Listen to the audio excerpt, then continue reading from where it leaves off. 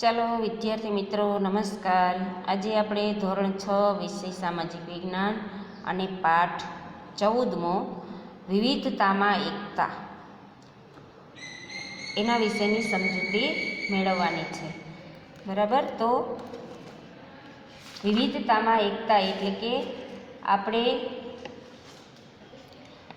દરેક બાબતે અલગ અલગ છે છતાં એક થઈને રહીએ છીએ એને વિવિધતામાં એકતા કહેવાય। તો આપણે કઈ બાબતમાં અલગ છે કે ધર્મ, ભાષા, જાતિ, આર્થિક અસમાનતા સાથે વિવિધતા ધરાવતો આપણો દેશ વિશ્વભરમાં અનોખી ઓળખ ધરાવે છે। એટલે ભારતનો દરેક નાગરિક છે અલગ અલગ ધર્મ પાળે છે, અલગ ભાષા બોલે છે, અલગ જાતિનો છે। આર્થિક અસમાનતા એટલે કે પોતાની દરેક પ્રવૃત્તિ અલગ અલગ છે છતાં બધા એક થઈને રહે છે અને વિશ્વમાં આપણા ભારત છે એ વિવિધતામાં એકતા એ અનોખી ઓળખ ધરાવે છે। ત્યાર પછી દરેકના તહેવારો, ખોરાક, રીત રિવાજ, પોશાક, આ ઉપરાંત સમાજ જીવનમાં ભિન્નતા જોવા મળે છે। દરેકની સમાજ જીવન છે, જીવવાની જીવનશૈલી છે એ પણ અલગ અલગ હોય છે અને આપણા દેશમાં એકતા અને સમાનતા માટે આપણે શું કરી શકીએ એ અંગે જોઈએ। બરાબર, તો વિવિધતામાં એકતા કોને કહેવાય? તો આપણે દરેક અલગ અલગ રીતે પોતાનું જીવન જીવીએ છીએ છતાં આપણે ભારતના નાગરિક છીએ અને એક થઈને રહીએ છીએ એને વિવિધતામાં એકતા કહેવામાં આવે છે। જો વિચારો પ્રશ્નમાં શું છે કે તમે તમારા વર્ગના બાળકોથી કઈ કઈ બાબતોમાં જુદા પડો છો? તમારા વર્ગના વિદ્યાર્થીઓ તમારાથી ઘણી બાબતોમાં ભિન્ન હોવા છતાં તેઓ તમારા મિત્રો કેમ બન્યા છે? એનું કારણ છે કે આપણે દરેક ધર્મના, દરેક જ્ઞાતિના, દરેક જાતિના લોકોને માન આપીએ છીએ। એટલે આપણે અલગ અલગ ધર્મના લોકો, અલગ અલગ જાતિના લોકો છે એ આપણે એકસાથે અભ્યાસ કરીએ છીએ અને મિત્રો પણ બનાવીએ છીએ। આગળ પહેલાં કીધું તમે તમારા વર્ગના બાળકોથી કઈ બાબતમાં જુદા પડો છો? તો દરેકનો દેખાવ અલગ છે, દરેકનો ધર્મ અલગ છે, દરેકની જ્ઞાતિ અલગ છે। બરાબર, પછી ભણવામાં પણ દરેકની આવડત છે એ પણ અલગ અલગ છે। એટલે ઘણી બાબતમાં આપણે જુદા પડીએ છીએ છતાં આપણે એક થઈને રહીએ છીએ।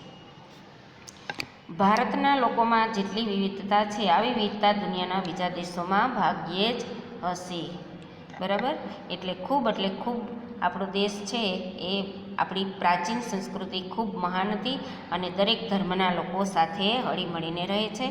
વિવિધતાઓના કારણે જ ભારત એક ઉપખંડ બની ગયો છે। વિવિધતાઓના કારણે આપણે બધી વિવિધતા જોવા મળે છે એને કારણે ભારતને એક ઉપખંડ પણ કહેવામાં આવે છે। આપણા દેશમાં કાશ્મીરથી કન્યાકુમારી સુધી, એટલે આપણે ભારતનો નકશો લઈએ ને તો આપણા ભારત દેશની શરૂઆત ક્યાંથી થાય તો કે કાશ્મીર અને પૂર્ણ ક્યાં થાય તો કે કન્યાકુમારી, એટલે ઉત્તર અને દક્ષિણ, અને ગુજરાતથી અરુણાચલ, એટલે કે અરુણાચલ પૂર્વમાં અને ગુજરાત છે પશ્ચિમમાં, ચારેય દિશા એટલે દિશાઓ બતાવવામાં આવી છે, એ સ્થળ બતાવવામાં આવ્યા છે પૂર્વમાં, પશ્ચિમમાં, ઉત્તર દક્ષિણમાં કયા સ્થળ આવેલા છે। એટલે કાશ્મીરથી કન્યાકુમારી સુધી, ગુજરાતથી અરુણાચલ પ્રદેશ સુધી દેશવાસીઓના રૂપ, રંગ, પોશાક, ધર્મ, ભાષા, ખાનપાન વગેરેમાં ભિન્નતાઓ છે।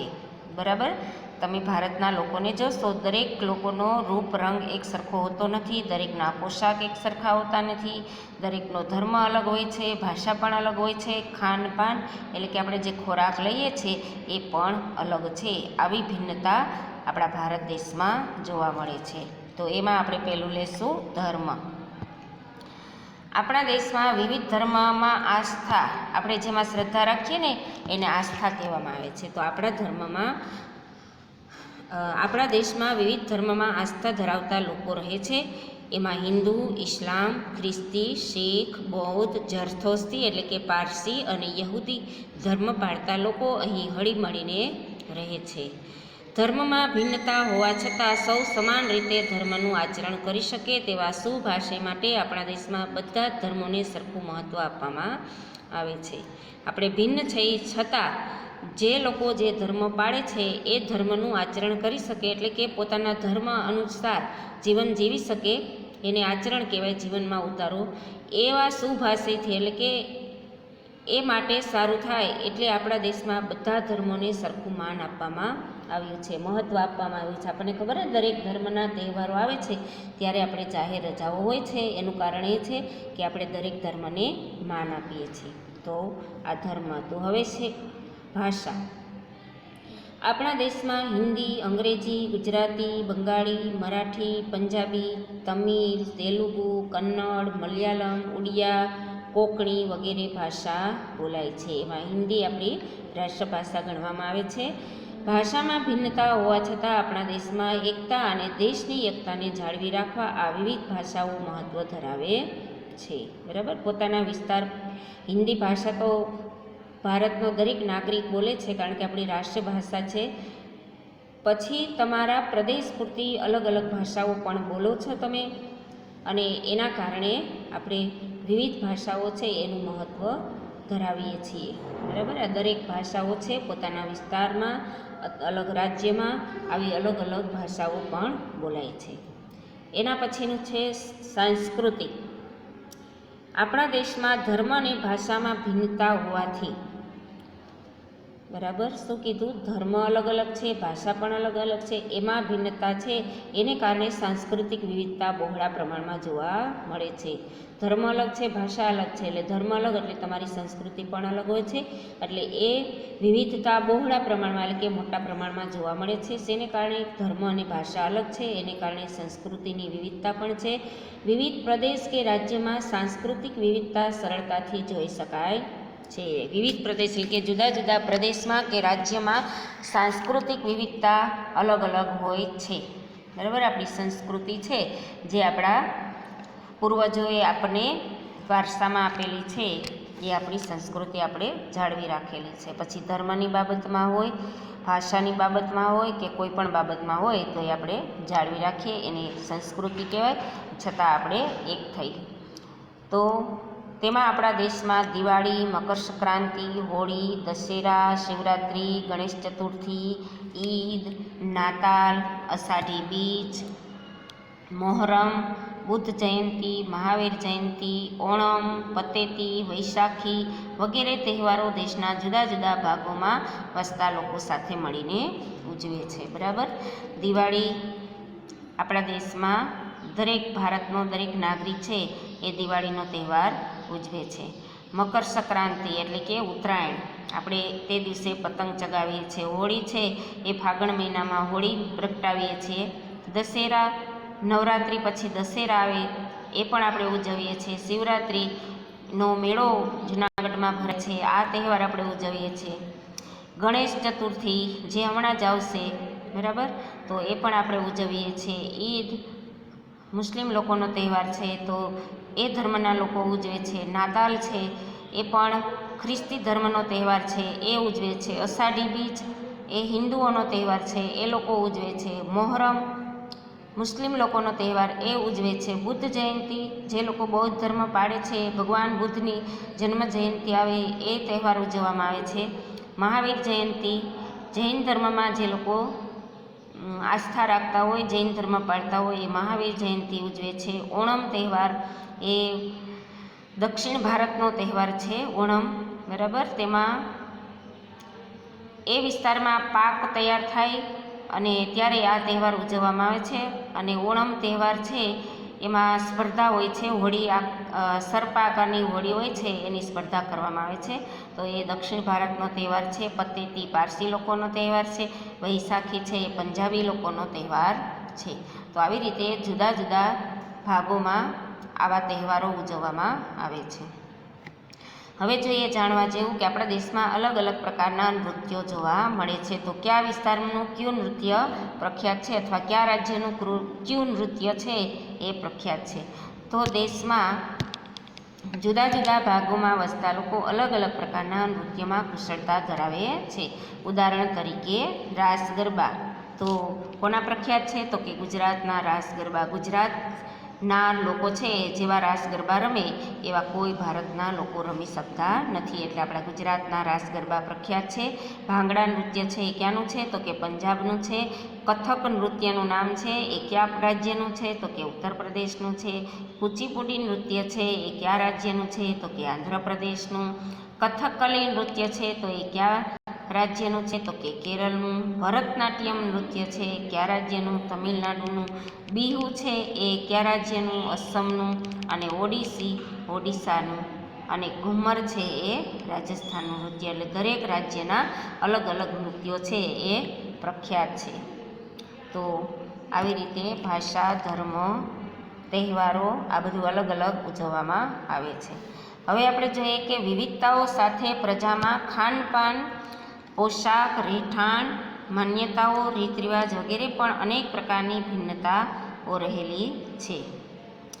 શેમાં? ખાનપાન એટલે આપણે જે ખોરાક લઈએ છીએ, આપણી જે રહેણી કહેણી છે તે. પોશાક એટલે પહેરવેશ. રહેઠાણ એટલે બધા એક સરખા મકાનમાં રહેતા નથી. માન્યતાઓ, બરાબર, આપણે અમુક એવી માન્યતા હોય સમાજ પ્રમાણે અલગ અલગ, તો એ માન્યતાઓ અલગ છે. દરેકના રીત રિવાજ પણ અલગ છે, છતાં આપણે એક થઈને રહીએ છીએ. આ બધી વિવિધતાઓ રહેલી છે. સ્થળની આબોહવા, ભૂપૃષ્ઠ, ખેતી, જંગલો વગેરે ભૌગોલિક બાબતોના કારણે દેશ વિવિધતાવાળો બન્યો છે. આ ખાનપાન, રહેઠાણ, પોશાક, રીત રિવાજ, ભાષા, ધર્મ બધું અલગ છે. આ સિવાય આપણી આબોહવા છે ને એ પણ અલગ અલગ છે. ભૂપૃષ્ઠ એ અલગ છે. આબોહવા એટલે દરેક જગ્યાએ એક સરખી આબોહવા નથી, હવામાન એક સરખું નથી, અલગ અલગ હોય છે. આપણે અહીંયા ગરમી હોય તો ઉત્તર પ્રદેશમાં ઠંડી પણ હોઈ શકે. આપણે અહીંયા વરસાદ હોય તો ત્યાં બરફનો વરસાદ પણ પડે છે. એટલે ભૂપૃષ્ઠ આબોહવા આને કહેવાય. ભૂપૃષ્ઠ કોને કહેવાય? કે દરેક સ્થળે એક સરખી જમીન નથી, અલગ અલગ સ્વરૂપ છે જમીનના જોવા મળે છે, જેને ભૂપૃષ્ઠ કહેવાય. ક્યાંક નદીઓ છે, પર્વતો છે, પહાડો છે, જંગલો છે, તળાવો છે, રણપ્રદેશ છે, તો એને ભૂપૃષ્ઠ કહેવાય. ખેતી, દરેક જગ્યાએ ખેતી થાય છે, તો એ અલગ અલગ પ્રકારની જંગલો પણ જોવા મળે છે. આ ભૌગોલિક બાબતોના કારણે, આ બાબત ભૌગોલિક ભિન્નતા છે, એને કારણે પણ દેશ વિવિધતાવાળો બન્યો છે. બરાબર, ભૌગોલિક એટલે ભૂમિ પણ એક સરખી નથી, એમાં પણ વિવિધતા જોવા મળે છે. હવે જોઈએ આપણે પ્રવૃત્તિમાં શું બતાવવામાં આવ્યું છે. આપણે આગળ જે ભણી ગયા એના પ્રશ્ન પૂછવામાં આવ્યા છે, તો આપણે એ જાણીએ કે ભારતનો નકશો જુઓ. અસમ અને કેરળ રાજ્યનું સ્થાન શોધી કાઢો. અસમ અને કેરળ, અસમ છે એ પૂર્વમાં આવશે, કેરળ છે એ દક્ષિણમાં. આ બંને પ્રદેશોની ભૌગોલિક પરિસ્થિતિઓ ત્યાંના નિવાસીઓના ભોજન, ખોરાક, ખેતી, વ્યવસાય વગેરે પર કેવી અસર કરે છે, જે શિક્ષકની મદદથી તેની યાદી બનાવો. આ બે રાજ્ય છે એ દરિયા કિનારો નજીક આવેલો છે, એટલે એની આબોહવા એ પ્રમાણે હોય છે, એનું ભોજન પણ એ પ્રમાણે હોય છે. મોટાભાગના લોકો છે એ ખોરાકમાં માછલીનો ઉપયોગ કરે છે. પોશાકમાં તો પૂર્વ બાજુ આવેલું છે ત્યાં લોકો કેવા કપડાં પહેરે છે, એટલે કે અલગ પ્રકારના. અને દક્ષિણમાં કેરળ છે, દક્ષિણમાં આવેલું, એનો પહેરવેશ પણ અલગ છે. ખેતીમાં પણ તેઓ અલગ અલગ ખેતી કરે છે અને વ્યવસાય અલગ અલગ જોવા મળે છે. બરાબર, તો કેરળ અને અસમ છે એ રાજ્યનું આ બધું ભોજન, પોશાક, ખેતી, વ્યવસાય અલગ અલગ છે. દરિયા કિનારે વસતા લોકો હોય તો એની ખેતી અને એનો વ્યવસાય મોટે ભાગે દરિયાઈ પેદાશો ઉપર આધારિત હોય છે. પછી કેલેન્ડરની મદદથી તહેવારોની યાદી બનાવો. આખા વર્ષમાં કેલેન્ડરમાં જે તહેવાર આવતા હોય એ તહેવાર છે એ તમારે લખવાના હોય છે. નીચે કેટલાક તહેવારોના નામ મૂક્યા છે, તેની સામેના ખાનામાં તે તહેવાર કયા ધર્મના લોકો ઉજવે છે તે આપણે લખવાનું છે. તો પતેતી છે એ કયા ધર્મના લોકોનો તહેવાર છે? તો કે પારસી લોકોના ધર્મનો તહેવાર છે. ઈદ છે તો એ કે મુસ્લિમ લોકોનો. શિવરાત્રિ હિન્દુઓનો. વૈશાખી પંજાબનો. નાતાલ ખ્રિસ્તીનો. અને મહાવીર જયંતિ છે એ જૈન લોકોનો તહેવાર છે. પછી નીચે કેટલાક નૃત્યના નામ આપવામાં આવ્યા છે, તે નૃત્ય કયા રાજ્યના છે તે આપેલી ખાલી જગ્યામાં લખો. કથકલી ક્યાંનું નૃત્ય છે? તો કે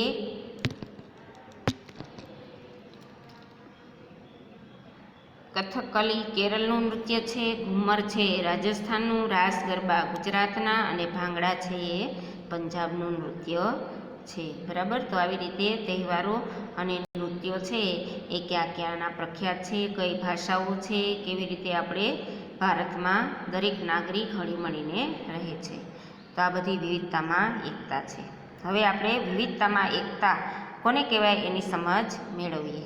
ભારતીય સંસ્કૃતિ વિશ્વની પ્રાચીનતમ સંસ્કૃતિઓમાંની એક છે. જૂનામાં જૂની જો સંસ્કૃતિ કોઈ હોય તો એ ભારતની છે. પ્રાચીનતમ એટલે જૂનું. આપણા દેશની પ્રજા પોશાક, ખોરાક, રહેઠાણ, ધર્મ, ભાષા, રીત રિવાજ, તહેવારો વગેરે અનેક બાબતોમાં એકબીજાથી ભિન્ન છે. ખબર જ છે આપણે બધા અલગ જ છીએ, છતાં દેશવાસીઓમાં ભાવાત્મક એકતા જોવા મળે છે. કેવી રીતે? ભલે આપણે અલગ છીએ પણ આપણે એમ તો થાય જ આપણને કે અમે ભારતના નાગરિક છીએ. બરાબર, આપણે કોઈ સ્થળે બહાર બીજા રાજ્યમાં કે બીજા દેશમાં આપણે જઈએ રહેવા માટે, નોકરી કરવા માટે, ત્યાં આપણો કોઈ ભારતીય મળે તો આપણને ખૂબ ગૌરવ થાય છે. એટલે એ ભાવાત્મક એકતા કહેવાય. બરાબર, વિવિધતામાં એકતા એ આપણી સંસ્કૃતિની આગવી વિશિષ્ટતા છે. ભારતની સંસ્કૃતિની વિશિષ્ટતા શું? કે આપણે અલગ અલગ છે છતાં એક થઈને રહીએ છીએ, એને વિવિધતામાં એકતા, અને એ આપણી સંસ્કૃતિની ખૂબ સારામાં સારી બાબત કહેવાય. વિશિષ્ટતા એટલે સારી બાબત કહેવાય. જુદા જુદા ધર્મો, ભાષાઓ તથા જાતિના લોકો પોતાના રાષ્ટ્ર માટે પ્રેમ, સન્માન, દેશ માટે ત્યાગની ભાવના તથા તાદાત્મ્યની લાગણીઓ એક સમાન ભાવે અનુભવે તેને રાષ્ટ્રીય એકતા કહે છે.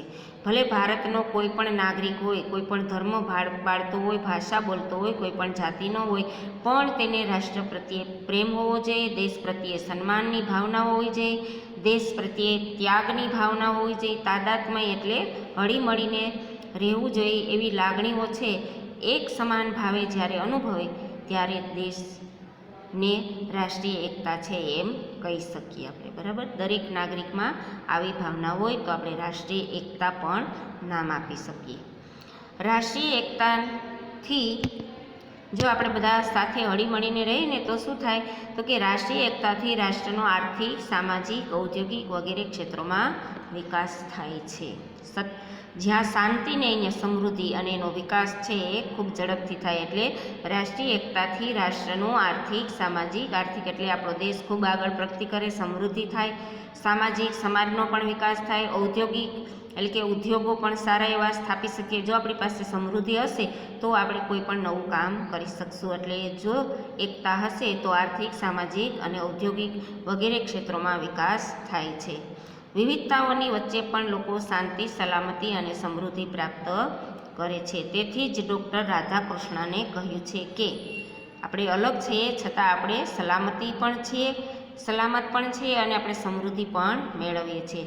એટલે ડૉક્ટર રાધાકૃષ્ણને કહ્યું છે કે જો આપણે એક રાષ્ટ્રના રૂપમાં જીવિત રહેવું હશે, એટલે કે આપણે ભારતના નાગરિક છીએ એવી રીતે આપણે જીવન જીવવું હશે તો આપણે સૌએ રાષ્ટ્રીય એકતાની આવશ્યકતા સ્વીકારવી જ પડશે. એટલે દેશ પ્રત્યે લાગણીની ભાવના, ત્યાગની ભાવના, આ બધું હોય તો આપણે રાષ્ટ્રીય એકતા સ્વીકારી શકીએ.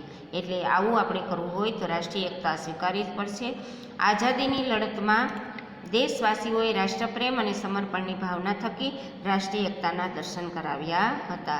એનો અર્થ એ થાય કે આઝાદી આપણે જ્યારે અંગ્રેજો સામે લડ્યા અને આઝાદી મળી ત્યારે આપણે જુદી જુદી જ્ઞાતિના લોકો છે એ બધા એક થઈ અને અંગ્રેજો સામે લડ્યા હતા. જો કોઈ એમ કે હું હિન્દુ છું, હું ન લડું, હું મુસ્લિમ છું, હું ન લડું, હું ખ્રિસ્તી છું, હું ન લડું આઝાદી માટે, તો આપણે ક્યારેય આઝાદ થઈએ નહીં. પણ કેવી રીતે? ભારતના નાગરિક તરીકે, દેશ પ્રત્યે ત્યાગની ભાવના તરીકે દેશના લોકો છે એક થઈ અને આઝાદીની લડત લડ્યા હતા, જેમાં આપણને રાષ્ટ્રીય એકતાના દર્શન થાય છે. તો વિવિધતામાં એકતા આપણા દેશની વિશેષતા છે. ચાલો એના પછી વિચારો પ્રશ્ન છે કે રવિન્દ્રનાથ ટાગોર રચિત આપણા રાષ્ટ્રગીતમાં પણ ભારતીય એકતાની અભિવ્યક્તિ છે. રાષ્ટ્રીય એકતા વિશે શું સમજાવે છે તેનું વર્ણન કરો. આપણા રાષ્ટ્રગીતમાં રાષ્ટ્રીય એકતા વિશે સમજાવવામાં આવ્યું છે કે જનગણ મન અધિનાયક જય હે ભારત ભાગ્ય વિધાતા. પંજાબ, સિંધુ, ગુજરાત, મરાઠા, જો ભારતના દરેક પ્રદેશનું નામ એમાં લેવામાં આવ્યું છે. બરાબર, ઉત્કલ, બંગા, તો દરેક રાજ્યને રાષ્ટ્રગીતમાં સમાવવામાં આવ્યો છે. એનું કારણ એ છે કે આપણે બધા ભારતના નાગરિક છીએ અને આપણે એક થઈને રહીએ છીએ. એટલે રવિન્દ્રનાથ ટાગોરે જે રાષ્ટ્રગીત લખ્યું છે એમાં પણ દેશભાવના જોવા મળે છે.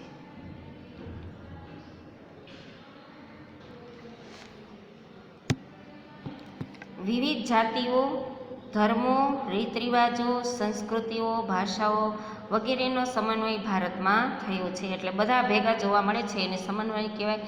ભારત વૈવિધ્ય ધરાવતો દેશ હોવાથી ભાતીગળ સંસ્કૃતિનું સર્જન કરી શક્યો છે. એટલે આપણે જે વિવિધતા ધરાવે છે એના કારણે સંસ્કૃતિ પણ અલગ અલગ ભાતીગળ એટલે કે ભાત ભાતની સંસ્કૃતિ જોવા મળે છે. ભારતે વસુધૈવ કુટુંબકમની ભાવના છે એનો સ્વીકાર કર્યો છે, વિશ્વમાં આ ભાવનાને સાકાર કરી છે. એનો અર્થ એમ થાય કે સમગ્ર વિશ્વ એક કુટુંબ છે. બરાબર, તો વસુધૈવ કુટુંબકમની ભાવના સાકાર કરી છે. ભારતે ધાર્મિક સહિષ્ણુતા અને સર્વધર્મ સંભાવનો પ્રસાર વિશ્વમાં કર્યો છે. ધાર્મિક સહિષ્ણુતા એટલે કે આપણે દરેક ધર્મને માન આપીએ છીએ અને સહિષ્ણુતા કહેવાય સર્વધર્મ સંભાવ, દરેક ધર્મને આપણે માન આપીએ છીએ, દરેક ધર્મનો આપણે સન્માન કરીએ છીએ. એટલે સર્વધર્મ સંભાવ પ્રસાર વિશ્વમાં કર્યો છે. એટલે અમે દરેક ધર્મને માન આપીએ છીએ, એવો અમારો દેશ છે. ભારત બિન સાંપ્રદાયિક દેશ છે. બિન એટલે વગરનું અને સાંપ્રદાયિક એટલે ધર્મ, એટલે કે આપણા દેશનો વહીવટ છે એ કોઈ ધર્મના પાયા ઉપર ચલાવવામાં આવતો નથી. એને ભારત બિન સાંપ્રદાયિક દેશ છે. વિવિધતામાં એકતા એ ભારતીય સંસ્કૃતિનું મહત્ત્વનું લક્ષણ છે. અને આપણા દેશમાં ધર્મો, સંપ્રદાયો, જ્ઞાતિઓ, ભાષાઓ અને ઉત્સવોનું સૌ મિશ્રણ જોવા મળે છે. એટલે કે જુદા જુદા ધર્મો છે, સંપ્રદાયો એટલે કે જુદા જુદા ધર્મ પાળવાવાળા લોકો છે, સમૂહો છે, જ્ઞાતિઓ અલગ છે, ભાષાઓ, ઉત્સવો પણ અલગ છે, છતાં સૌ મિશ્રણ એટલે કે આ બધા ભેગા આપણે કરી અને આવું મિશ્રણ જોવા મળે છે. ભારતના લોકો સહઅસ્તિત્વની ભાવનાથી પોતાનું જીવન જીવે છે. સહઅસ્તિત્વ એટલે કે પોતાની રીતે જ જીવન જીવી શકે છે. ભારતીય પ્રજાએ આપણી વિવિધતાનું સંવર્ધન અને જતન કર્યું છે, જે અદ્વિતીય છે. શું કીધું કે ભારતીય પ્રજાએ આપણી વિવિધતાનું સંવર્ધન એટલે કે જે આપણી વિવિધતા છે એને ટકાવી રાખી છે અને એનું જતન કર્યું છે, જે અદ્વિતીય કહેવામાં આવે છે. બરાબર, મોટાભાગની સંસ્કૃતિઓ છે એને સમય જતાં ભૂલાઈ જાય છે, પણ આપણા ભારતમાં આવું નથી. આપણી ભારતીય પ્રજાએ આપણી સંસ્કૃતિને જાળવી રાખી છે અને એનું જતન પણ કર્યું છે. એ ખૂબ સારામાં સારી બાબત કહેવાય. બરાબર, તો આ પાઠની સમજૂતી આપણે અહીંયા સુધી મેળવીશું. હવે પછીની સમજૂતી આગળના વિડીયોમાં મેળવીશું. નમસ્કાર.